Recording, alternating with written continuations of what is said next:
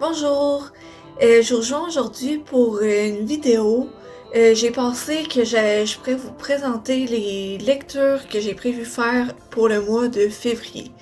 J'ai choisi les livres que j'ai choisis avec l'idée en tête que c'était le mois de février. Donc, je voulais des livres romantiques ou qui abordaient une certaine romance dedans. Le premier livre que je prévois lire, c'est La dernière chanson de Nicholas Sparks. Nicholas Sparks, comme je vous en avais déjà parlé dans une autre vidéo, est réputé pour ses livres de romance. Fait que je pouvais pas ne pas lire un livre de lui. Le résumé du livre, je vous le lis. Ronnie, 17 ans, refuse de voir son père depuis le divorce de ses parents.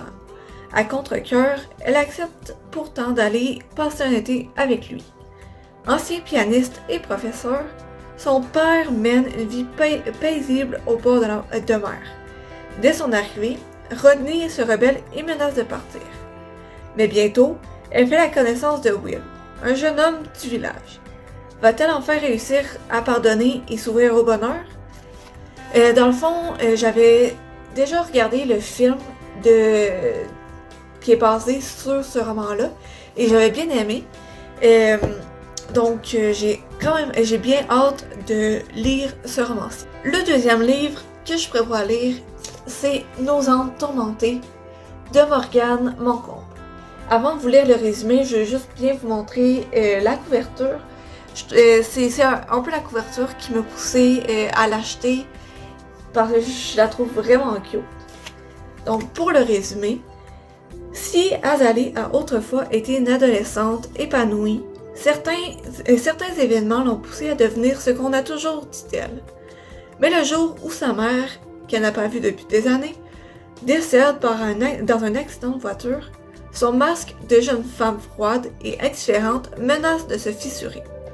Si elle s'était promis de ne jamais revenir à Charleston, là où tant de choses se sont passées, elle décide de faire une exception.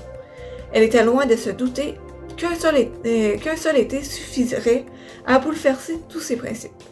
Car Azalée n'est pas dupe. Son nouveau voisin, le séducteur et tatoué Eden, semble bien décidé à percer tous ses secrets. Les ombres du passé planent toujours sur Charleston, et les apparences n'ont jamais été aussi trompeuses. Donc, je trouve que la couverture avec ce résumé-là, c'était un mix parfait. C'est ce qui m'a fait craquer. Donc, ça, c'est ma deuxième lecture que je prévois pour le mois de février.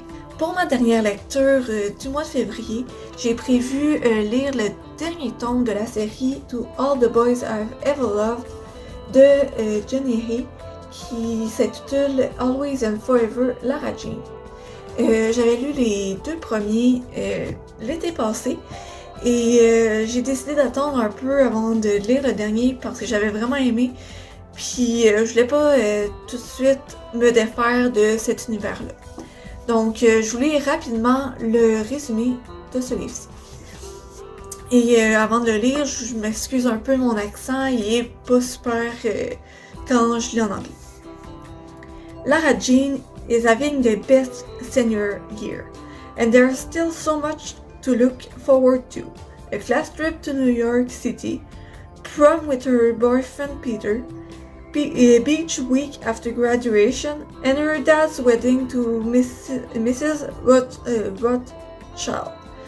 Then she'll be off to college with Peter at a school close enough for her to come home and bake chocolate chip cookies on the weekends. Life couldn't be more perfect. At least that's what Lara Jean thinks. Until she gets some unexpected news. Now the girl who dreads change must rethink all her plans. But when your heart and your head are saying two different things, which one should you listen to? Fait que j'ai vraiment hâte de lire ce roman-ci. Je pense que ça va bien terminer mes lectures du mois de février. Sur ce, c'est tout ce que j'avais à vous parler dans cette vidéo-ci. Je vous reviens bientôt avec une autre vidéo qui va porter sur ma première critique d'un des livres de ce mois-ci. À la prochaine!